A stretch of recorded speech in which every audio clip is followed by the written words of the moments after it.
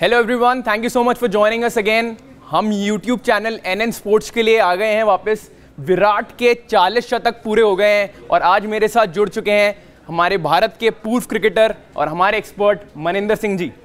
मनिंदर सिंह जी, विराट के 40 शतक कल पूरे हुए, 49 सचिन तेंदुलकर के हैं, 9 शतक का सिर्फ फासला बचा है।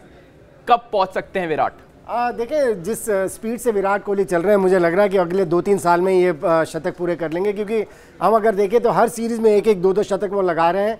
हालांकि पिछले 3-4 साल में उन्होंने वनडे क्रिकेट इतनी ज़्यादा नहीं खेली है, लेकिन अब मुझे लगता है वर्ल्ड कप के बाद जब रिकॉर्ड के करीब आते चले जाएंगे तो खेलना शुरू कर देंगे वनडे क्रिकेट भी काफ़ी। और मुझे नहीं लगता कि 2-3 साल से ज़्यादा लगने चाहिए बनिस्बत कि उनकी फिटनेस बरकरार रहे, क्योंकि जिस तरह की लय में, जिस तरह का उनका फोकस और कॉन्सेंट्रेशन लेवल है, ये रिकॉर्ड तो वो तोड़ने वाले ही हैं।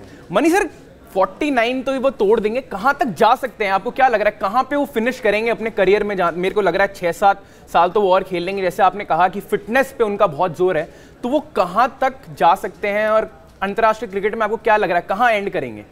देखिए, ये गेस कर पाना बहुत मुश्किल है, क्योंकि जिस पैशन के साथ वो क्रिकेट खेलते हैं, जितना फिटनेस के ऊपर ध्यान देते हैं, कभी कभी ऐसा होता है जब आपकी उम्र होती चली जाती है, 30 साल के वो हो गए, 1-2 साल में 32 साल के हो जाएंगे, कुछ इंजरीज आएंगी।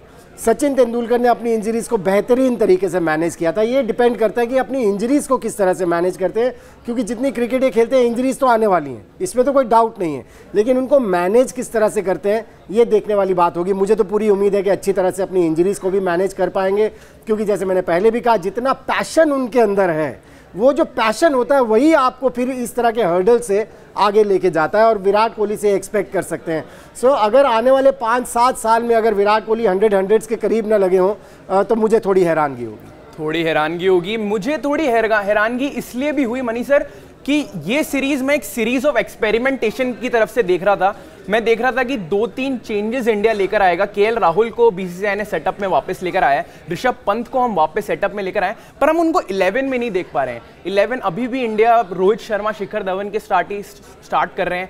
मिडिल ऑर्डर में अभी भी अंबती रायडू ही दिख रहे हैं, केदार जाधव ही दिख रहे हैं। तो आपको लग रहा है थर्ड जो ओडीआई है वो 8 तारीख को होने वाला है रांची के अंदर, तो क्या हम अब ये 2 फेसेस देख सकते हैं 11 में? मुझे लगता है ऋषभ पंत को भी चांस मिलेगा। हालांकि मुझे वर्ल्ड कप में उनके आने के चांसेस अब बहुत स्लिम लग रहे हैं, क्योंकि T20 मैचेस में उन्हें चांस मिला, उन्होंने रन्स नहीं बनाया। अगर वहाँ पर रन्स बनाए होते, कहीं ना कहीं कॉन्फिडेंस आया होता कैप्टन का भी, सिलेक्टर्स का भी, क्योंकि अभी इतने ज़्यादा उन्होंने वनडे इंटरनेशनल्स नहीं खेले हैं। लेकिन मुझे फिर भी लग रहा है कि उनको मौका मिलेगा। केएल राहुल ने तो दोनों T20 मैचेस में बेहतरीन प्रदर्शन किया था, उनको भी मौका मिलेगा। ये जो एक्सपेरिमेंटेशन की आप बात कर रहे हैं, मुझे लगता है कि तीसरे वनडे से आपको वो दिखना शुरू होगा। एक तो बहुत बड़ा एक्सपेरिमेंट कर रहे हैं विजय शंकर के साथ, उनकी वो एज अ बैटिंग ऑलराउंडर आने वाले टीम में, और ऐसा सोचा जा रहा है कि इंग्लिश कंडीशन में उनकी बॉलिंग काम आएगी। लेकिन मुझे थोड़ा सा डाउट है उनकी बॉलिंग के ऊपर, क्योंकि जिस स्पीड से वो बॉलिंग करते हैं 122, 125, अगर बॉल को स्विंग भी करा लेंगे, इंग्लैंड में कंडीशंस भी होंगी, तो भी उतनी इफेक्टिव मुझे नहीं लगता होने वाले हैं। लेकिन टीम मैनेजमेंट उन पर भरोसा दिखा रही है, सिलेक्टर्स उन पर भरोसा दिखा रहे हैं। सो वो एक एक्सपेरिमेंट है जो इस समय चल रहा है इंडियन टीम के साथ। अदरवाइज ऋषभ पंत की बात करें, केएल राहुल की बात करें, मुझे उम्मीद है कि तीसरे मैच से आप कुछ चेंजेस देखेंगे इंडियन टीम में। मनी सर, आपने विजय शंकर के बारे में बात करी।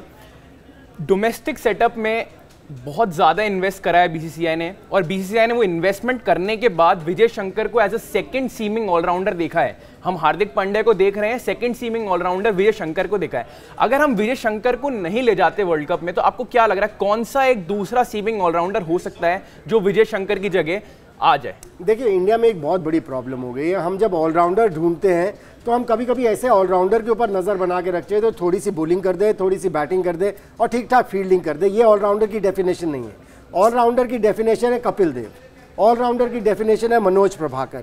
ये थे ऑलराउंडर्स जो आपको बैट से, ऑन द डे बैट से भी मैचेस जिता सकते थे, आपको बॉल से भी मैच जिता सकते थे। सो ये जो इस समय इंडिया में डेफिनेशन होगी ऑलराउंडर की कि थोड़ा बहुत सब कुछ कर लेते हैं, ये ऑलराउंडर है, ये मुझे लगता है इस गलत फहमी से हमें निकलना होगा। और अगर आप विजय शंकर की बात कर रहे हैं कि अगर वो नहीं होते तो कौन होगा, ज़रूरी नहीं है कि आप इंग्लैंड जा रहे हैं तो आपको सीमिंग ऑलराउंडर लेना है। आपके पास रविंद्र जडेजा है जो कि बढ़िया बॉलिंग करके आपको दे रहे हैं, फील्डिंग में कमाल करके दे रहे हैं, और बैटिंग में भी हाल ही में हमने देखा है पिछले 6-8 महीने में उन्होंने रन्स भी बनाए डिफिकल्ट कंडीशंस में। इंग्लैंड में भी रन्स बनाए, ऑस्ट्रेलिया में भी उनका प्रदर्शन ठीक ठाक रहा। सो ज़रूरी नहीं है कि आपको सीमिंग ऑलराउंडर ही देखना है, आप स्पिनिंग ऑलराउंडर की तरफ भी नज़र डाल सकते हैं। मनी सर, ये तो अपन ने भारत की बात कर ली, अब आते हैं ऑस्ट्रेलिया पे। ऑस्ट्रेलिया थोड़ा सा स्ट्रगल कर रहा है, हम देख रहे हैं जब से स्टीव स्मिथ और डेविड वार्नर सेटअप से बाहर हुए हैं तब से वो ओडीआई सीरीज नहीं जीत पा रहा है। ओडीआई सीरीज उन्होंने लास्ट 2016 में जीती थी पाकिस्तान के अगेंस्ट, उसके बाद से वो ओडीआई सीरीज नहीं जीत पा रहे हैं। अब 50 ओवर वर्ल्ड कप जो है वो ओडीआई में ही खेला जाएगा, वो 50 ओवर के फॉर्मेट में ही खेला जाएगा। तो 2 वनडे वो पहले ही हार चुके हैं, 3 वनडे यहाँ बचे हैं और इसके बाद एक सीरीज पाकिस्तान के अगेंस्ट बची है। तो क्या लगता है किस तरीके से इन लोगों को अब अप्रोच करना चाहिए कि वर्ल्ड कप में अगर कंटेंडर नहीं तो एक फाइट तो दे पाए? देखिए बेसिकली ये टीम अच्छी है लेकिन फाइट नहीं कर पा रही है क्योंकि मोराल इनका इस समय काफ़ी डाउन है। और जिस तरह से आपने स्टीव स्मिथ का नाम लिया या डेविड वार्नर का नाम लिया, जिस वजह से इनको बैन किया गया उससे भी ऑस्ट्रेलियन टीम का मोराल, ऑस्ट्रेलियन पूरी क्रिकेट का मोराल नीचे आया। इसमें तो कोई शक की बात नहीं है। हालांकि बदमाशियां करने से अभी भी नहीं रुकते। हमने देखा स्टॉइनिस ने एक बार तो 1 बाउंस कैच पे क्लेम किया, उनको सक्सेस मिली, फिर से उन्होंने कोशिश की पहले वनडे इंटरनेशनल में 1 बाउंस कैच उठा के। सो ये इनके ब्लड में, ये जा नहीं सकता। इनका विन एट एनी कॉस्ट वाला एटीट्यूड तो रहने वाला है। लेकिन स्टीव स्मिथ और डेविड वार्नर की अगर आप बात करें, इनका मार्च में बैन खत्म हो जाना है और उसके बाद ये ऑस्ट्रेलिया के लिए अवेलेबल होंगे वर्ल्ड कप के लिए। हालांकि ऑस्ट्रेलिया में एक इन्होंने रिवाज बना रखा है, एक नीति बना रखी है कि आप जब इंजरी के बाद भी फिट होते हैं, आपको कुछ मैचेस खेलने पड़ते हैं, तभी आपको कंसिडर किया जाता है ऑस्ट्रेलिया के लिए।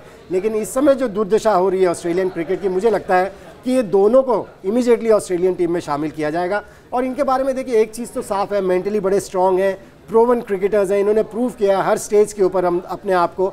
और इनके आने से मुझे लगता है टीम के बैलेंस में भी फ़र्क आएगा, टीम के मोराल में भी फ़र्क आएगा और ऑस्ट्रेलियन टीम के सोचने के ढंग में भी फ़र्क आएगा। क्योंकि इस समय जो इनका सोचने का तरीका है वो मुझे लग रहा है कि ये हावी भी होते हैं तो भी इनको विश्वास नहीं होता कि ये जीत सकते हैं। मनी सर, 2003 में अगर थोड़ा सा पीछे जाएं हम, 16 साल पीछे जा रहा हूं मैं, पर 2003 में शेन वॉर्न को भी 1 साल के लिए बैन करा गया था और शेन वॉर्न उसके बाद बहुत ही बेहतरीन तरीके से वापस आए थे।